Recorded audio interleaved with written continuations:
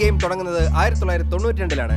Call Johnson, അതായത് നമ്മുടെ hero CJ, liberty സിറ്റിയിൽ നിന്നും തന്റെ അമ്മയുടെ മരണവാർത്ത അറിഞ്ഞ് ലോസ് ഏഞ്ചൽസിലേക്ക് എത്തുന്നു. അവിടെ ഗ്യാങ് വാർക്ക് നടക്കുന്ന സമയമായിരുന്നു അത്. ഗ്യാങ്ങുകൾ പവറിൽ വരാനായി ഓപ്പോസിറ്റ് ഗ്യാങ്സുമായി എന്നും അടി നടക്കുമായിരുന്നു. CJയും സഹോദരൻ സ്വീറ്റും ഗ്രോ സ്ട്രീറ്റ് ഗ്യാങ് മെമ്പേഴ്സ് ആയിരുന്നു. പക്ഷേ CJ ഗ്രോ സ്ട്രീറ്റ് വിട്ട് 5 വർഷമായി ലിബർട്ടി സിറ്റിയിൽ ചില്ലറ മോഷണമൊക്കെ നടത്തി ജീവിക്കുകയായിരുന്നു. സ്വീറ്റ് ഗ്രോ സ്ട്രീറ്റ് ഫാമിലിയുടെ ലീഡറായിരുന്നു. പക്ഷേ അവരുടെ റൈവൽ ഗ്യാങ് ആയ ബെല്ലാസ് ശക്തി പ്രാപിച്ചതോടെ ഗ്രോ സ്ട്രീറ്റ് ഗ്യാങ്ങിന്റെ റെപ്യൂട്ടേഷനും പവറും കുറഞ്ഞു. ബെല്ലാസ് ഗ്യാങ്ങിലെ 2 മെമ്പേഴ്സ് ഒരു ഗ്രീൻ സേബർ കാറിൽ നിന്നാണ് തന്റെ അമ്മയെ വെടിവെച്ച് കൊലപ്പെടുത്തിയതെന്ന് CJ അറിയുന്നു. CJ അമ്മയുടെ ഫ്യൂണറലിന് ലോസ് ഏഞ്ചൽസിൽ എത്തുമ്പോഴേക്കും അവിടുത്തെ പഴയ കറപ്റ്റഡ് പോലീസ് ഓഫീസേഴ്സ് ആയ ടെൻ പെന്നിയും അയാളുടെ സഹായി പൊളസ്കിയും CJയെ പിടിക്കുന്നു. ടെൻ പെന്നി അയാളുടെ ഒരു കൊലപാതക കുറ്റം CJയുടെ തലയിൽ കെട്ടിവെക്കുമെന്ന് ഭീഷണിപ്പെടുത്തി തന്റെ ഡേറ്റി ജോബ് ചെയ്യാൻ CJയെ പ്രേരിപ്പിക്കുന്നു.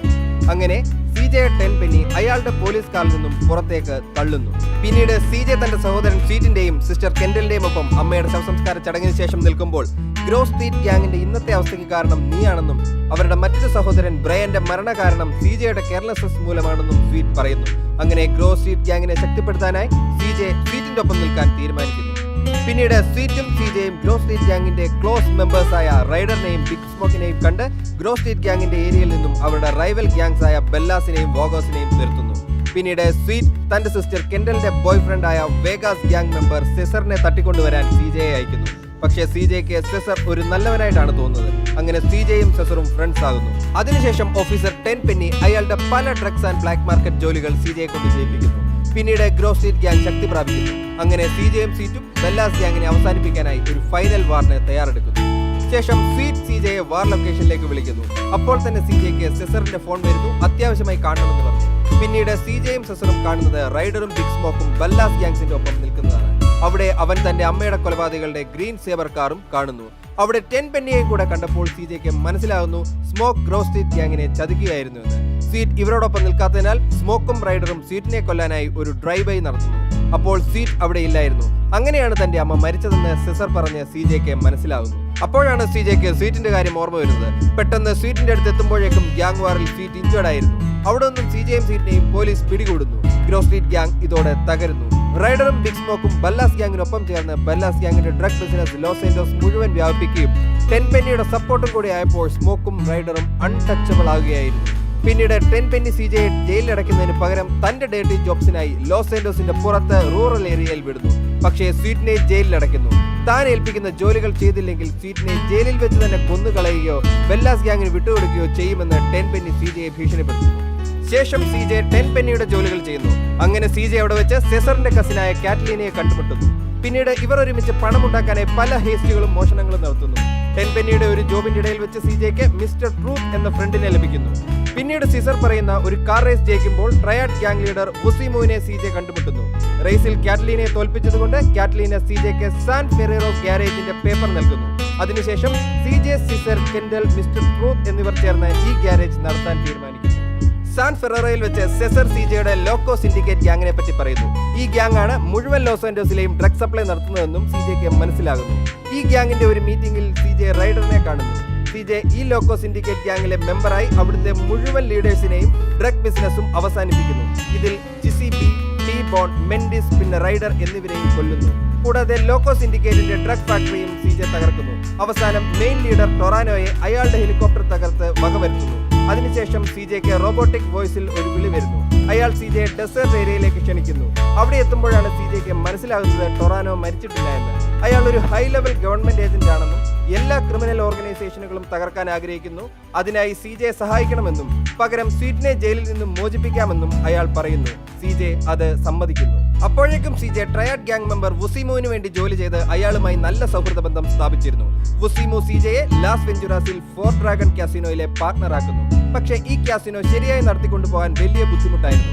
കാരണം അവിടെയുള്ള വലിയ കാസിനോ ഫാമിലി ഗ്യാങ്സ് ഇവരുടെ കാസിനോയിൽ ഫേക്ക് ചിപ്പ് ഇറക്കി ഇവരുടെ കാസിനോ പൂട്ടിക്കാൻ ശ്രമിച്ചുകൊണ്ടേയിരുന്നു. CJ വുസിമോനെ ഹെൽപ്പ് ചെയ്യാനായി ഈ ഗ്യാങ്ങിന്റെ കാസിനോയിൽ വലിയൊരു മോഷണം നടത്താൻ തീരുമാനിക്കുന്നു. അതിനായി അവിടുത്തെ മെയിൻ ലീഡർ സാവട്ടോറെ ലിയോണിയുടെ ഒപ്പം ജോലി ചെയ്ത് അയാളുടെ വിശ്വാസം പിടിച്ചുപറ്റി കാസിനോയുടെ ബ്ലൂ പ്രിന്റ് മോഷ്ടിച്ച് ഈ ജോലി CJ വളരെ ഭംഗിയായി നിർവഹിക്കുന്നു. അങ്ങനെ വുസിമോന്റെ ട്രയാഡ് ഗ്യാങ് ലാസ് വെഞ്ചുറാസിൽ പവറിൽ വരുന്നു. പിന്നീട് ലാസ് വെഞ്ചുറാസിൽ വെച്ച് CJ മാഡ് ഡോഗ് എന്ന റാപ്പറിനെ കാണുന്നു. CJ മാഡ് ഡോഗിന്റെ റൈം ബുക്ക് മോഷ്ടിച്ച് ബിഗ് സ്മോക്കിന്റെ പരിചയക്കാരനായ OG ലോക്കിന് നൽകി OG ലോക്ക് വലിയൊരു റാപ്പറായി മാറി. അതുകൊണ്ട് മാഡ് ഡോഗ് ആത്മഹത്യ ചെയ്യാൻ നിൽക്കുകയായിരുന്നു. CJ മാഡ് ഡോഗിനെ രക്ഷപ്പെടുത്തി ഹോസ്പിറ്റലിലാക്കുന്നു. പിന്നീട് CJ അയാളുടെ മാനേജറുമാകുന്നു. മറ്റൊരു വശത്ത് ആരോ ടെൻ പെന്നിക്കെതിരായ മുഴുവൻ തെളിവുകളും ശേഖരിച്ച് ഹയർ ഒഫീഷ്യൽസിൽ നൽകാൻ തുടങ്ങുകയായിരുന്നു. പക്ഷേ ടെൻ പെന്നി CJയോട് പറഞ്ഞ എല്ലാ തെളിവുകളും നശിപ്പിക്കുന്നു. പിന്നീട് ടെൻ പെന്നിക്ക് മനസ്സിലാകുന്നു തന്റെ കൂടെയുള്ള ഓഫീസർ ഹെർണാണ്ടസ് ആണ് തനിക്കെതിരെയുള്ള എല്ലാ തെളിവുകളും ശേഖരിച്ചതെന്ന്. CJയും ഇതിന്റെ ഒപ്പമുണ്ടെന്ന് മനസ്സിലാക്കിയ ടെൻ പെന്നി പൊളസ്കിയോട് ഹെർണാണ്ടസിനെയും CJയും കൊല്ലാൻ പറയുന്നു. CJ തന്റെയും ഹെർണാണ്ടസിന്റെയും ശവക്കുഴി കുഴിക്കുന്ന സമയത്ത് ഹെർണാണ്ടസ് പൊളസ്കിയെ അറ്റാക്ക് ചെയ്ത് വെടികൊണ്ട് വീഴുന്നു. കിട്ടിയ അവസരം മുതലാക്കിയ CJ പൊളസ്കിയെ പിന്തുടർന്ന് കൊല്ലുന്നു. മാഡ് ഡോഗ് തിരിച്ചെത്തി CJയോട് തന്റെ ലോസ് ആൻഡോസിലെ മാൻഷനിലെത്താൻ പറയുന്നു. അവിടെ എത്തുമ്പോൾ CJയുടെ അടുത്തേക്ക് ടൊറാനോ വന്ന് വൺ ലാസ്റ്റ് ജോബ് ചെയ്യാൻ ആവശ്യപ്പെടുന്നു. പക്ഷേ CJ സമ്മതിക്കുന്നില്ല. ശരിക്കും ടൊറാനോ സ്വീറ്റിനെ മോചിപ്പിച്ച കാര്യം സർപ്രൈസായി പറയാനായിരുന്നു വന്നത്. ആ ജോബ് സ്വീറ്റിനെ വിളിച്ചുകൊണ്ടുവരിക എന്നതായിരുന്നു. അപ്പോഴേക്കും CJ വളരെ പവർഫുൾ ആയി കഴിഞ്ഞിരുന്നു. CJ സ്വീറ്റിനോട് തന്റെ ബിസിനസിനെ പറ്റി എല്ലാം പറയുന്നു. പക്ഷേ നമ്മൾ ചെറുപ്പത്തിലെ സ്റ്റാർട്ട് ചെയ്ത ഗ്രോ സ്ട്രീറ്റ് ഗ്യാങ്ങിന്റെ അവസ്ഥ എന്താണെന്ന് CJയോട് ചോദിക്കുന്നു. ഗ്രോ സ്ട്രീറ്റ് ഗ്യാങ്ങിന്റെ മെയിൻ ഏരിയ പോലും ഇപ്പോൾ റൈവൽ ഗ്യാങ്സിന്റെ പിടിയിലാണെന്നും പറയുന്നു. അങ്ങനെ CJ grow Street gang free ആക്കാൻ സ്വീറ്റിന്റെ ഒപ്പം നിൽക്കാൻ തീരുമാനിക്കുന്നു. ഹെർണാണ്ടസിന്റെയും പൊളസ്കിയുടെയും മരണത്തിന് പിന്നാലെ ടെൻ പെന്നിക്കെതിരെ കോർട്ടിൽ കറപ്ഷൻ കേസ് നടക്കുകയായിരുന്നു. പക്ഷേ തെളിവുകളില്ലാത്ത കാരണം ടെൻ പെന്നിയെ വെറുതെ വിടുന്നു. അതോടെ മുഴുവൻ ലോസ് ആൻഡോസിലും ഗ്യാങ് വാറുകൾ സ്റ്റാർട്ട് ചെയ്യുന്നു.